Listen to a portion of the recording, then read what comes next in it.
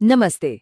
आज के इस खास एक्सप्लेनर में हम एक साधारण से दिखने वाले ट्रेनिंग शेड्यूल को एक शानदार स्टडी गाइड में बदलने वाले हैं। ये उन सभी के लिए एक परफेक्ट ब्लूप्रिंट है जो भविष्य में एक बेहतरीन यूनिट लीडर बनना चाहते हैं। तो चलिए बिना किसी देरी के सीधे शुरू करते हैं। आइए इस मेन डॉक्यूमेंट पर नजर डालते हैं। ये सिर्फ कोई टाइम टेबल नहीं है, बल्कि पूरे दिन का एक मास्टर सिलेबस है, एक तरह का स्ट्रक्चरल ब्लूप्रिंट। इस एक पन्ने में वो सब कुछ है जो एक नए लीडर को जानना चाहिए। हम इस पूरे खाके को छोटे छोटे और आसान हिस्सों में डिकोड करेंगे ताकि इसे समझना बिल्कुल आसान हो जाए। हमारी ये स्टडी गाइड 4 मेन मॉड्यूल्स में बटी हुई है। पहला, कोर्स के उद्देश्य और लॉजिस्टिक्स। दूसरा, स्काउटिंग के इतिहास की खोज। तीसरा, व्यावहारिक स्काउट कौशल में महारत। और चौथा, एप्लीकेशन और घर पर अभ्यास।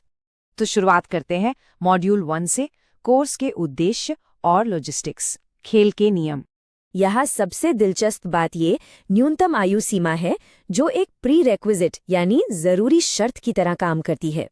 ध्यान दीजिए, कब बुलबुल स्काउट या गाइड यूनिट के लिए कम से कम उम्र 18 साल है, लेकिन रोवर और रेंजर यूनिट के लिए ये सीधा 21 साल हो जाती है। इसका सीधा सा मतलब है कि बड़े युवाओं को गाइड करने के लिए थोड़ी ज्यादा मैच्योरिटी और लाइफ एक्सपीरियंस की जरूरत होती है। और यहाँ से हमें कमांड की चेन एकदम साफ समझ आती है। इसे ऐसे समझते हैं, मान लीजिए डिस्ट्रिक्ट ट्रेनिंग कमिश्नर एक यूनिवर्सिटी के डीन की तरह है, जो पूरे प्रोग्राम को ऑफिशियली पास करते हैं। और दूसरी तरफ HWB, ALT या LT वो मास्टर प्रोफेसर्स हैं, जो ग्राउंड पर उतरकर असल में क्लासेस लेते हैं।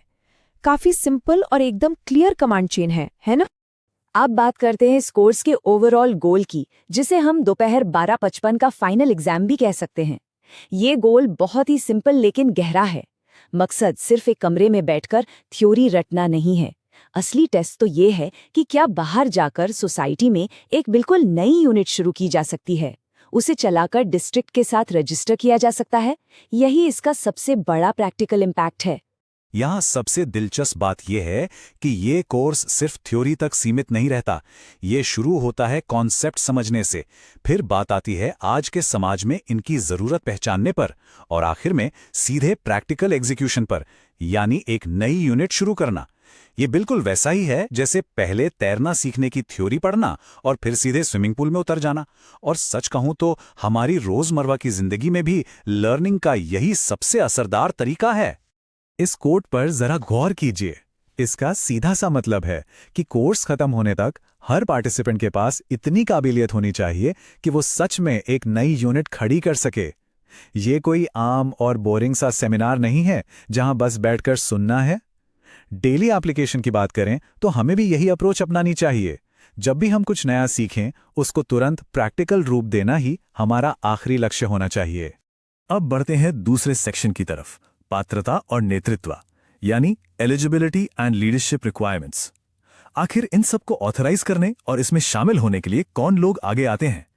देखिए, कोई भी ऑफिशियल आयोजन शुरू होने से पहले अप्रूवल तो चाहिए ही होता है। तो यहाँ स्थानीय डिस्ट्रिक्ट ट्रेनिंग कमिश्नर वो अकेला अथॉरिटी फिगर होता है जो इस इवेंट को हरी झंडी दिखाता है। इसे ऐसे समझिए जैसे किसी स्कूल में अगर बच्चों को कोई नया क्लब शुरू करना हो तो प्रिंसिपल की इजाजत के बिना काम नहीं बनता।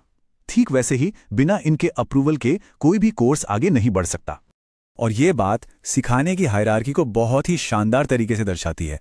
ध्यान दीजिए, अगर कोई उच्च स्तर का प्रशिक्षित लीडर मौजूद नहीं है तो एक senior advance trend unit leader को इस कोर्स को चलाने की जिम्मेदारी दी जा सकती है।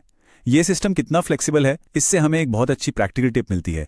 चाहे घर हो या ऑफिस, काम रुकना नहीं चाहिए। हमेशा एक बैकअप प्लान या सेकंड इन कमांड तैयार होना ही चाहिए। अगर हम अटेंडीज यानी भाग लेने वालों पर नजर डालें तो यहाँ एज लिमिट 18 साल से बढ़कर सीधा 21 साल हो जाती है। ऐसा क्यों?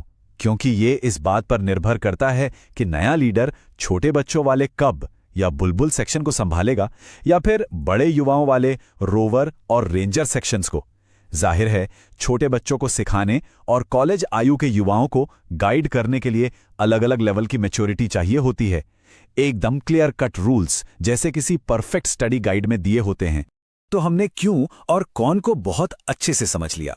अब आते हैं अपने तीसरे और आखिरी सेक्शन पर, the step by step schedule, चलिए देखते हैं कि एक्चुअल में समय कैसे बिताया जाता है। सुबह का ये टाइम पूरी तरह से फाउंडेशन तैयार करने के लिए है। 8:30 बजे रिपोर्टिंग और रजिस्ट्रेशन होता है। इसके बाद इंटीग्रेशन सेशन और फिर ठीक 10 बजे से असली पढ़ाई शुरू होती है। और मज़ेदार बात यह है कि इसकी शुरुआत एक कहानी से होती है, स्काउटिंग और गाइडिंग की कहानी। आखिरकार किसी भी बड़े मूवमेंट से जुड़ने से पहले उसकी जड़ें और इतिहास तो पता होना ही चाहिए। 10-20 से 10-50 के बीच के इस टाइम ब्लॉक को एक बहुत बड़ी फ्रेंचाइजी के आर्किटेक्चर को समझने जैसा मानिए। यहाँ सिर्फ बातें नहीं होती, बल्कि मेन मिशन को एकदम क्लियर किया जाता है कि आखिर स्काउटिंग है क्या। साथ ही पूरे ऑर्गेनाइजेशन के अलग अलग हिस्सों का एक मैप तैयार किया जाता है, बिल्कुल एक नए एम्प्लॉय के ओरिएंटेशन की तरह। चलिए आते हैं मॉड्यूल 3 पर, व्यवहारिक स्काउट कौशल में महारत, थ्योरी को अमल में लाना। सुबह के आखिरी हिस्से का शेड्यूल बड़ी खूबसूरती से डिजाइन किया गया है। 11:10 पर शुरुआत होती है थोड़ी फिलॉसफिकल बातों से, जैसे प्रतिज्ञा और नियम। लेकिन फिर 11:30 बजते ही सब कुछ एक्शन में बदल जाता है। यहाँ ग्राउंड पर मोटो बोलना, सही तरह से साइन और सैल्यूट करना और वो खास लेफ्ट हैंड शेक, सब कुछ प्रैक्टिकली करके देखा जाता है। थ्योरी से सीधा एक्शन में, गजब का ट्रांजिशन। और फिर आता है दोपहर 12:10 का मॉड्यूल। सच कहूं तो ये बिल्कुल किसी बिजनेस स्टार्टअप गाइड की तरह काम करता है। इसमें स्टेप बाय स्टेप सिखाया जाता है कि अपनी खुद की नई यूनिट यानी ब्रांच कैसे खोलें, डिस्ट्रिक्ट में उसका रजिस्ट्रेशन कैसे कराएं और सबसे जरूरी अपनी लोकल मीटिंग्स कैसे मैनेज करें। यहीं से तो असली लीडरशिप शुरू होती है। दिन का ये एकेडमिक हिस्सा बड़े ही पॉजिटिव तरीके से खत्म होता है। 12:55 की क्लोजिंग से ठीक पहले 12:40 पर पूरा फोकस यूनिट लीडर्स की प्रोग्रेस पर शिफ्ट हो जाता है।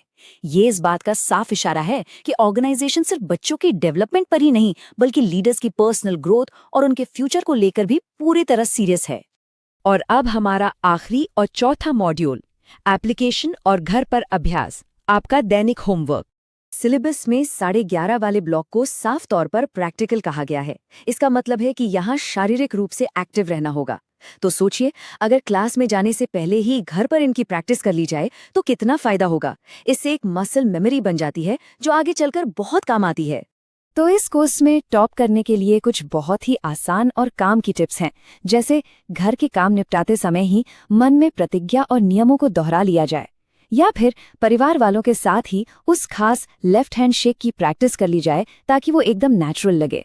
एक रफ डायरी में अपनी पहली यूनिट मीटिंग का पूरा खाका भी तो तैयार किया जा सकता है। ये छोटे छोटे कदम असल में कॉन्फिडेंस को कई गुना बढ़ा देते हैं। जैसा कि हमने शुरू में देखा था, इस पूरी ट्रेनिंग का सबसे बड़ा गोल है सोसाइटी की ज़रूरत को समझना और एक नई यूनिट खड़ी करना। तो इस एक्सप्लेनर को ख़त्म करते हुए एक सवाल जो सोचने पर मजबूर करता है, उस सुबह 8:30 बजे के रजिस्ट्रेशन के लिए पूरी तरह से तैयार होने के लिए आज अभी कौन सा छोटा सा कदम उठाया जा सकता है, इस पर जरूर विचार कीजिएगा। इस खास स्टडी गाइड के सफर में हमारे साथ जुड़ने के लिए बहुत बहुत शुक्रिया। तो इस बेहद घने और टाइट टाइमलाइन को देखकर एक बहुत बड़ा सवाल जहन में आता है, क्या 4.5 घंटे का ये इंटेंसिव शेड्यूल सच में एक संपूर्ण लीडर बना सकता है, या फिर गाइडिंग के उस लंबे और रोमांचक सफर का ये सिर्फ पहला छोटा सा कदम है। इतने कम समय में इतनी सारी जानकारी का मिलना कहीं ना कहीं ये इशारा करता है कि असली सीख क्लास में नहीं बल्कि फील्ड पर उतरने के बाद ही शुरू होगी। तो आपके हिसाब से किसी नई शुरुआत का सबसे मुश्किल हिस्सा क्या होता है? उसकी सिर्फ तैयारी करना या फिर आगे बढ़कर वो पहला कदम उठाना?